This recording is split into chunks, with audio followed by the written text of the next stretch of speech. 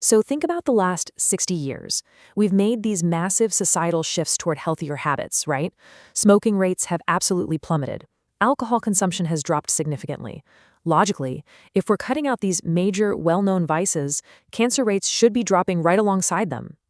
Well, today we're looking at a source that points out a deeply unsettling paradox. They aren't dropping. In fact, they are skyrocketing. Welcome to this explainer. Today, we are going to unpack a highly controversial, yet totally fascinating dietary theory proposed by Dr. Toshiaki Yoshino. He actually suggests we've been pointing the finger at the wrong culprits all along. And the real triggers? They're hiding right on our everyday plates. Here's the roadmap for today's explainer. We'll start with the statistical paradox that kicks off his entire theory. Next, we'll look at his proposed 4 dietary culprits and explore some real-world case studies of these hidden habits. After that, we'll trace his 15-year timeline of cancer development, dive into the dense cellular mechanics he uses to justify all of this, and finally, we'll look at his radical dietary solution. We are going to neutrally unpack the logic and the cellular science behind this non-mainstream perspective, so let's just get right into it. Section 1. The rising cancer paradox. Falling vices, rising rates. According to Dr. Yoshimona's analysis, when you compare today to the late 1950s, the contrast is just staggering. The number of smokers today has dropped to just 1/7 of past levels. Even alcohol consumption has plummeted. He notes that university students today drink a fraction of what was considered completely normal decades ago. Now, if smoking is 1/7 of what it was, lung cancer rates should logically follow suit. But the source material highlights a massive discrepancy. Get this. Despite these seemingly healthier societal habits, overall cancer rates have actually multiplied by 5 over the last 60 years. Dr. Yoshino claims that specific cancers, like colon and lung cancers, have jumped 7-fold in that exact same time frame. It's a massive statistical disconnect. And this disconnect raises the core question that drives Dr. Yoshino's entire theory. He points to the alarming rise of breast and cervical cancers in women in their early 20s and early 30s, plus childhood cancers like leukemia and brain tumors in kids as young as 6 or 7.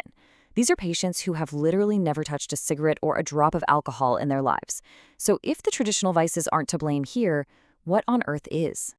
Section 2. The 4 dietary culprits, shifting the blame. Okay, let's dive into this dramatic shift away from the mainstream medical consensus. The generally accepted traditional causes of cancer, what Dr. Yoshino calls the traditional 7, include alcohol, tobacco, food additives, pesticides, chemical fertilizers, herbicides, and GMOs. But Dr. Yoshino argues we need to be looking elsewhere entirely. He introduces the new 4, everyday dietary staples that he claims are the true root causes. Those are wheat, specifically the gluten inside it, vegetable oil, dairy products, and sweets. Now, the really crucial takeaway here is that just eating clean isn't a shield, at least according to this theory. Dr. Yoshino notes he sees plenty of patients who strictly eat organic, pesticide-free, non-GMO diets, completely avoiding chemical fertilizers, yet they still develop breast, colon, or prostate cancer. Why? Because based on his hypothesis, if you are still consuming gluten, dairy, vegetable oils, and sweets, you're actively introducing the primary triggers into your body, regardless of how organic those triggers might be. Moving on to Section 3, Hidden Habits and Case Studies, the Healthy Diet Trap. Dr. Yoshino shares some specific patient anecdotes to show how these dietary culprits hide in plain sight. Let's look at a daily diary from a 70-year-old breast cancer patient. She didn't smoke, she didn't drink, she genuinely thought she was being incredibly healthy by drinking alkaline warm water, taking warm baths, and eating lots of fruit for breakfast. But let's look at that list through the lens of the new 4. She had dairy in her coffee, cheese and butter on her toast, vegetable oils in her daily salad dressing, and hidden sweets in her cookies and chocolates. She was unknowingly consuming all 4 culprits every single day. The source also provides this almost tragic back-and-forth story with a lymphoma patient. When asked about her breakfast, she vaguely wrote, bread. When pressed by the doctor, she admitted it wasn't just bread, it was a croissant. When pressed even further, she pleaded, don't be mad, it's just a little bit. Turns out her daily routine was taking a cream-filled croissant, slicing it open to add margarine, and microwaving it for 30 seconds. To her, it was a minor, harmless treat. But under Dr. Yoshino's framework, she was hitting herself daily with wheat, massive amounts of dairy, vegetable oil in the margarine, and processed sugar. And it's not just processed pastries either. Dr. Yoshino points out a major hidden trap: modern fruits and vegetables. He notes that agriculture has selectively bred crops to be incredibly sweet. For example, he mentions that sweet corn today can hit a brick's sugar level of 40, and bananas can hit 35. To put that into perspective, chocolate is only around a 20. So eating modern fruits triggers the exact same biological and cellular response as eating high-sugar junk food. That means your supposedly healthy morning fruit bowl might actually be a hidden danger. Section 4. The 15-year cancer timeline. A slow multiplication. Dr. Yoshino stresses that cancer doesn't just appear overnight. It starts with a single cell undergoing a microscopic change. A normal cell is roughly 0.3 microns in size. That is unimaginably tiny, literally 3/10,000ths of a millimeter. The math of this timeline is what's truly staggering. To get from a single 0.3 micron cell to a barely detectable 1 millimeter tumor, that tiny cell has to multiply 750 million times in volume. According to the source, this slow multiplication process takes about 15 years of daily dietary habits to manifest. But here is the terrifying part.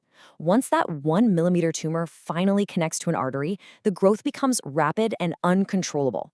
This is exactly why Dr. Yoshino insists that waiting around and monitoring a small tumor is highly dangerous, because the 15 years slow burn phase is already over. Section 5. The proposed cellular mechanism. Metabolism gone wrong.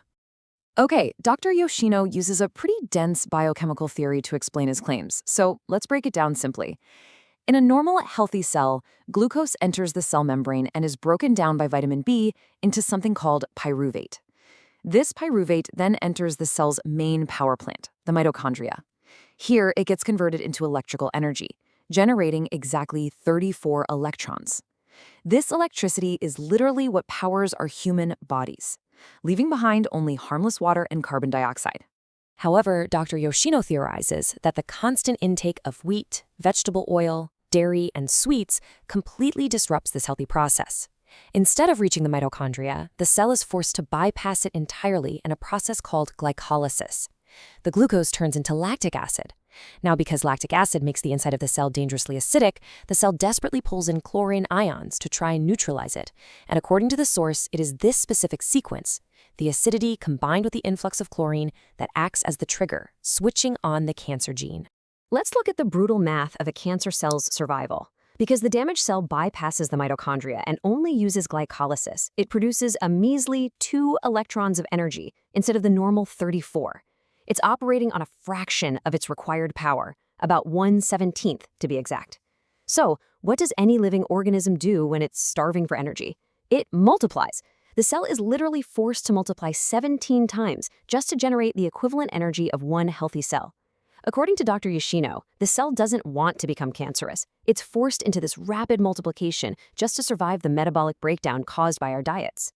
Section 6. A radical dietary shift. Rethinking moderation.